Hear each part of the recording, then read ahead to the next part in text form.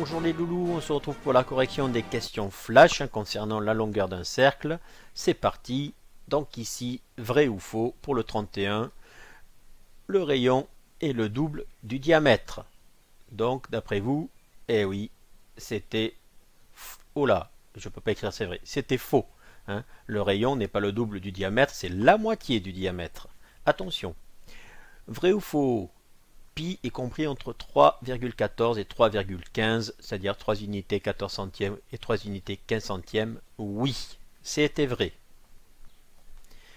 La longueur d'un cercle de diamètre 12 cm est supérieure à celle d'un cercle de rayon 7 cm. Donc je vous rappelle que la longueur d'un cercle de diamètre 12 cm, c'est 12 fois pi, pi fois le diamètre, donc 12 pi.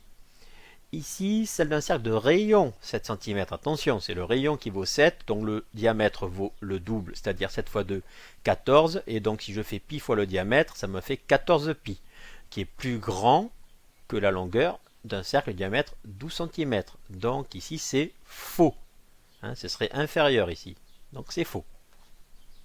Si on triple le rayon d'un cercle, la longueur du cercle triple aussi.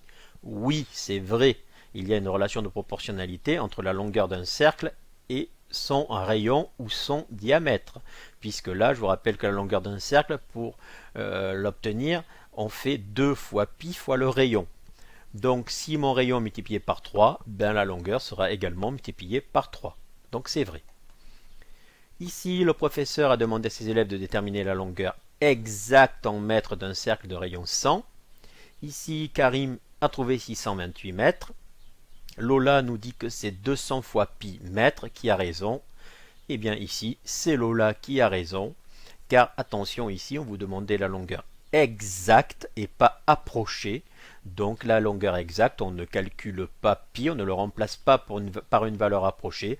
Donc ici, j'ai bien le produit du diamètre. Attention, ici, on vous donne le rayon. Le diamètre mesure 200 mètres. Donc c'est bien 200 fois pi. Karim, lui, a sûrement fait juste, puisque si on fait après le produit de 200 par 3,14, ça fait bien 628 à peu près, sauf que lui, il a ici calculé une valeur approchée. Donc ici, j'ai une valeur exacte, ici, une valeur approchée. Donc c'était Lola qui avait raison, il ne fallait pas remplacer pi par une valeur approchée pour avoir la valeur exacte. Je pense que ça, c'est fini. Donc je vous dis merci, à bientôt.